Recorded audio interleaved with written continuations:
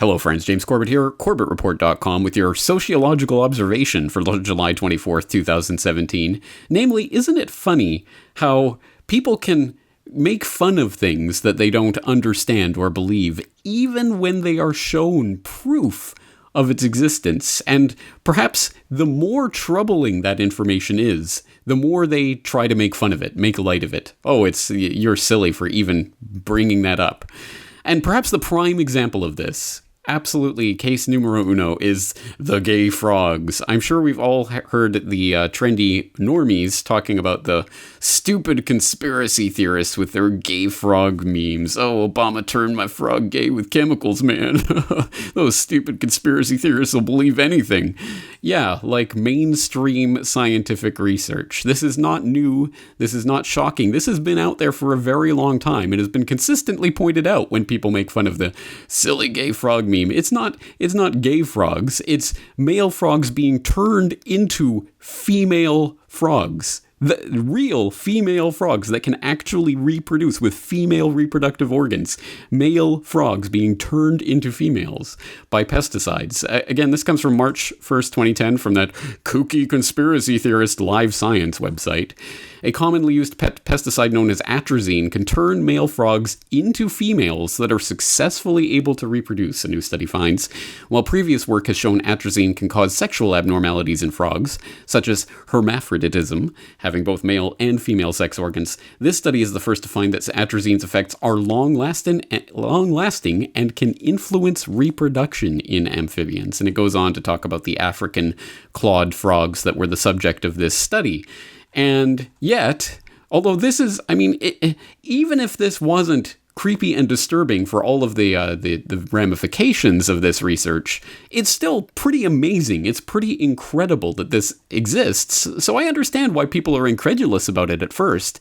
But when they know that this is actual, real science, this is a real study that's really been done on male frogs that are successfully turning into female frogs as a result of this pesticide, to still make fun of that as if that's a joke or something to be made light of is very bizarre. It's very interesting to watch that psychological mechanism at work.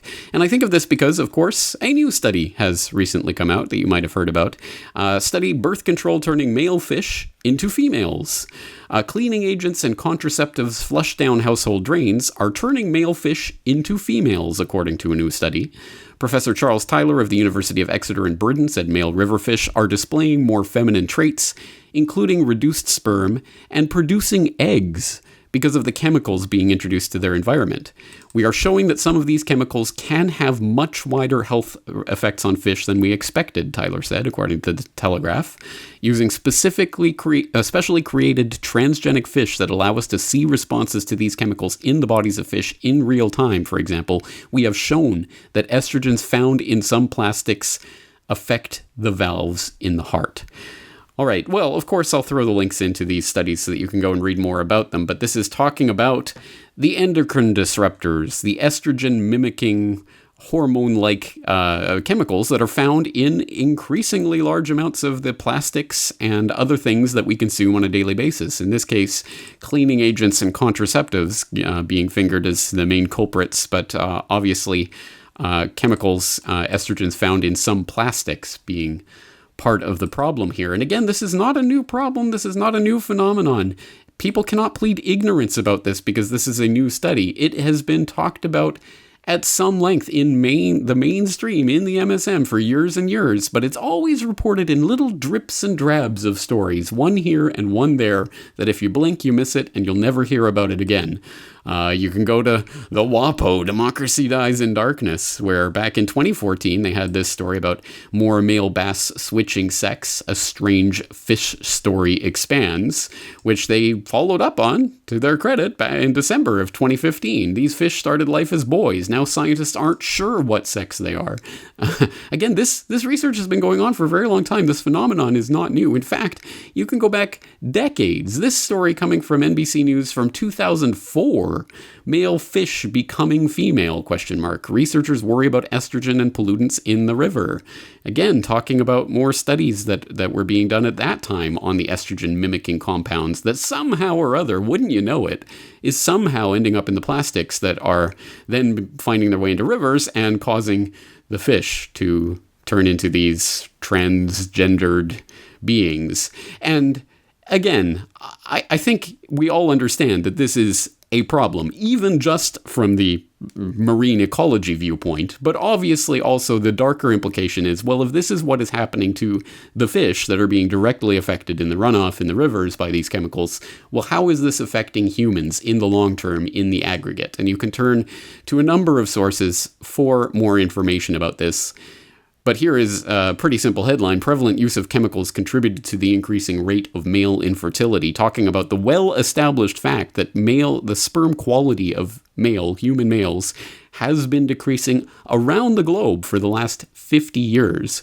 This has been confirmed multiple times by multiple different studies. This one they're linking to is a study from the British Medical Journal, but this has been a documented phenomenon that the scientists have known about for decades now. Sperm quality has been declining for the better part of half a century, maybe over half a century at this point. And it has been talked about for decades.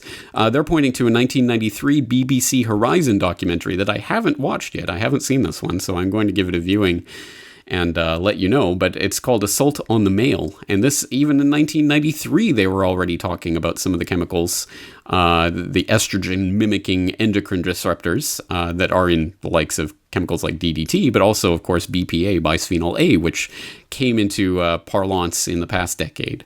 And again, wouldn't you know it, of all of the different chemical compounds that they could use to line the lids of the tin cans that they used to put the soup in and things like that, or the plastic bottles, or even the little resin that they use to bond the ink to the paper on receipts, is covered in bisphenol A. It's absolutely everywhere in the environment, or at least it was until a few years ago when they finally, after incredible amounts of evidence accumulated, they started trying to remove it here and there. Again, and it's an incredible story. So they point to this 1993 BBC Horizon documentary. They also point to the CBC News documentary called The Disappearing Male, which their link to it does not exist anymore, but I do have another link to it on Top Documentary Films I'm going to put in the show notes and exhort you to watch. This is an incredibly important documentary about an incredibly important subject. This one, I can't remember exactly what year this came out, but it was definitely over a decade ago now. I think early 2000s at the latest. And again, still at that time, talking about these estrogen mimicking endocrine disruptors.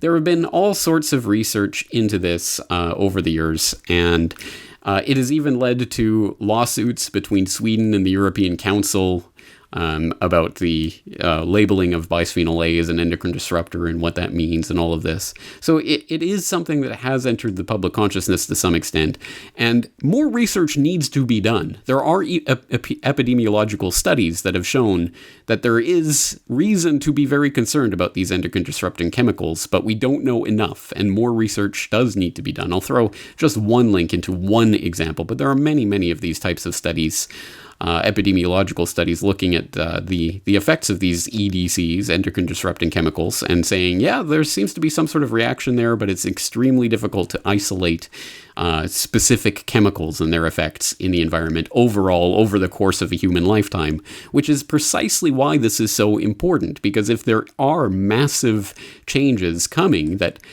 we're starting to see in the marine life, if we're having changes on this level in the marine life, is it possible that we'll have similarly disruptive changes in human life? It is not a laughing matter. It really is not something to laugh about. And yet, those silly conspiracy theorists with their gay frogs, it's just funny. Let's make a t-shirt about it because it's so funny.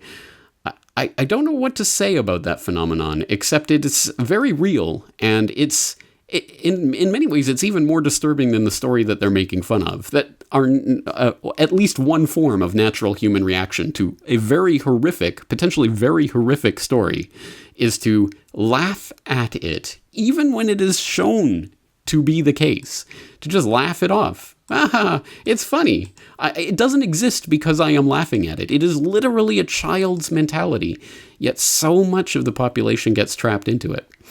Again, that's an interesting sociological observation for today, but if you want more information on the nuts and bolts of this story and the endocrine disrupting chemicals that are implementing the sterilization that has been lusted after by globalist elites, at least since the time of Charles Darwin's grandson. And if you want more information on that, I would suggest you start at episode 94 of my podcast, You Are Being Sterilized, where I did talk about this and did talk, for example, about that CBC documentary and some of the information in there. Lots of information to go through, and it's extremely important. So again, I realize a lot of my audience probably at least understands this story to some extent, but I'm guaranteeing you know at least one or two people who have this reaction to it. And I don't know, what's the best way, do you think, to actually put this information in front of someone like that, where they don't just laugh it off? I think that's an important question, and I don't think there's a one-size-fits-all answer for that, but at any rate, I'd like to hear your experiences with these types of individuals and their particular psychological defense mechanisms. That's going to do it for today. Of course, all the links to all of these studies and all of this information in the show notes for today's video at corbettreport.com. Please check it out. This is James Corbett, talking to you again real soon.